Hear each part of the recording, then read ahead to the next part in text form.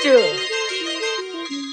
କୋରାପୁଟରେ ଦେଓମାଳି ହଉଛି ସୌନ୍ଦର୍ଯ୍ୟ ଅନୁଭବର ଏନ୍ତୁଳିଶାଳ।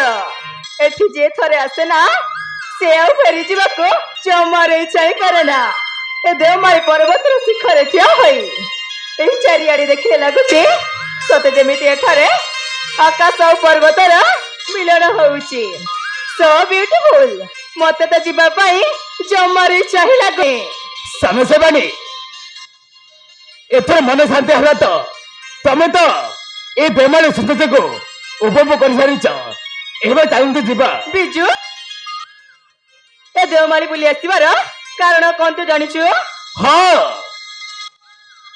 ଏ ଦେଓମାଳି ହଉଛି ଆମ ଏଇ ଓଡ଼ିଶାର ସବୁଠୁ ଉଚ୍ଚ ପର୍ବତ। ଏଥର ସମସ୍ତେ ଏଇ ଦେଓମାଳିର ସୌନ୍ଦର୍ଯ୍ୟକୁ ଉପଭୋଗ କରିବା ପାଉଛନ୍ତି। ସେ ସବୁ ନୁହେଁ ବିଜୁ, ମୁଁ ତମକୁ ମୋର କିଛି କହିବାର ଅଛି।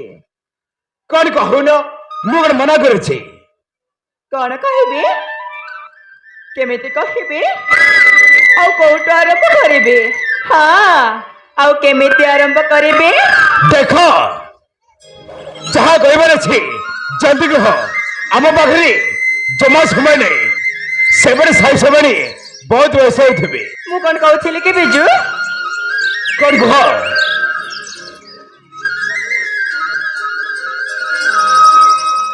ମୁଁ ତୁମକୁ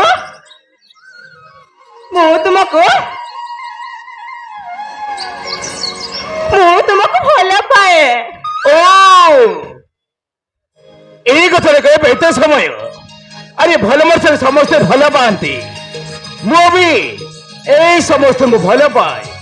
ମଣିଷ ଭିତରେ ଯଦି ଭଲ ପାଇବା ନଥାଏ ତାହେଲେ এই ଦୁନିଆଟା ବଞ୍ଚି ରହିବେ କେମିତି? ସେ ଭଲ ପାଇବା ଅଲଗା ବିଜୁ।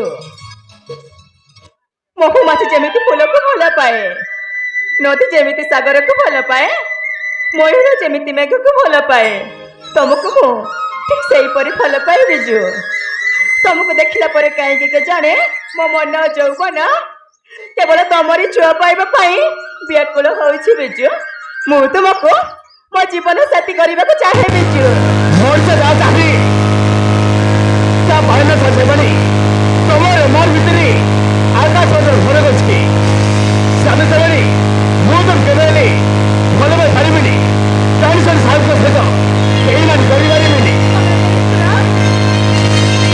ଗୋଟିଏ ଝିଅ ପିଲାର ମନ କଥାକୁ ତମେ ବୁଝିପାରିଲନି। ତମେ ଯଦି ମତେ ଭଲ ପାଇବନି ତାହେଲେ ସତ କହୁଛି ବିଜୁ, ସେ ଦେଓମାଳି ପର୍ବତରୁ ମୁଁ ଆତ୍ମହତ୍ୟା କରିଦେବି। ତମର ଚାଷ ନା କରିବାର ତାହେଲେ ତମେ ଚାଲିଯାଅ। ଠିକ ଅଛି, ମୁଁ ତାହେଲେ ଯାଉଛି। ବିଜୁ